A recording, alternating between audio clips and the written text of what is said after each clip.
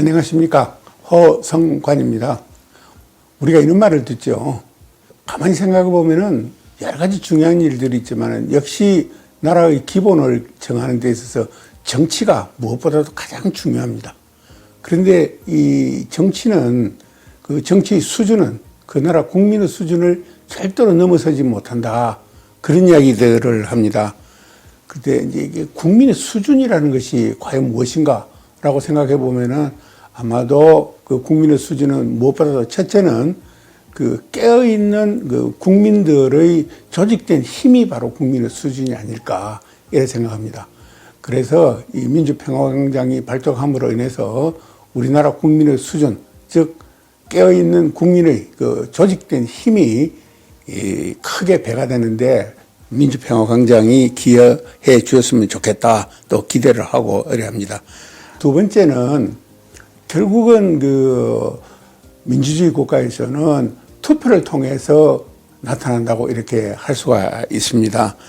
특히 그 국정의 최고 책임자인 대통령을 뽑는 선거가 1년 정도 이래 남아 있습니다.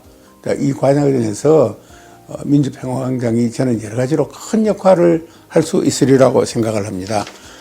그러면 이제 결국은 우리가 원하는 대통령, 어떤 대통령, 어떤 요건을 가진 대통령, 그런 대통령을 국민의 그 수준이 뽑아내 가지고 우리 국민의 수준이 높다는 이야기를 드려야 되느냐 하고 생각을 해보면은 첫째 우리가 원하는 대통령은 아마도 올바른 역사관을 가지고 이 시대의 소명을 깊이 각성하고 있는 사람이어야 된다 하는 것이 제일 중요하다고 생각을 합니다. 이런 그 시대적 소명을 잘 그 각성하고 있어야만이 여러 가지 많은 일들 중에서 경중을 가리고 또 완급을 가려서 일의 우선순위를 정해서 당황하지 않고 대통령이 차근차근 국정을 수행할 수 있을 것입니다. 그 다음에 대통령이 지니고 있을 두 번째 우리가 원하는 것은 매사를 깊이 생각하고 또 멀리 내다보는 그런 마음가짐을 가지고 있어야 된다고 생각을 합니다. 그래야만이 국민들이 일희일비하지 않고 좀 더 먼 곳으로 내다보고 희망을 가지고 하루하루를 살아갈 수 있기 때문입니다. 세 번째 요건은 역시 대통령은 모든 지도자는 다 마찬가지지만은 일을 해 나감에 있어서 세상 사는 물리가 트여 있어야 됩니다. 이 물리가 트여 있어야만이 결국은 그 정책을 실행함에 있어서 부작용을 최소화할 수가 있습니다. 그래서 그게 굉장히 중요하고요.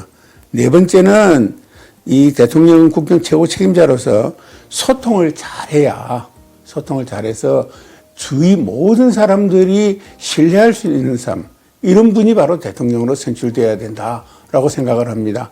왜냐하면은 많은 사람들이 신뢰를 해야만이 일을 하는 데 있어서 아주 적극적이고 단합된 추동력을 확보할 수 있어서 일을 해 나갈 수 있기 때문입니다. 마지막으로 또 제일 중요한 것은 역시 대통령의 가장 큰 덕목은 사람을 알아보는 안목을 갖추어야 있어야 됩니다. 이런 사람을 알아보는 안목을 우리가 뽑아내야 되는 것이죠. 그래야 그 주위에 유능한 사람들이 모일 수 있는 것이기 때문입니다. 단순히 높은 자리, 고위직을 지냈다고 그래서 대통령이 잘할 수 있는 것은 절대 아니고 이와 같은 요건을 갖추고 있고 또 그것을 현실적으로 증명해내고 실천해 온 이런 사람들을 대통령으로 뽑아내는 것이 대단히 중요하고 민주평화광장이 소위 집단지성의 과정을 통해서 이와 같은 요건을 갖춘 자격을 갖춘 대통령을 뽑아내는데 큰 역할을 할 수 있을 것으로 기대야 마지 않고 또 그렇게 노력해 주실 것을 간곡히 당부드리면서 다시 한번 민주평화광장의 발족을 중심으로 축하드립니다.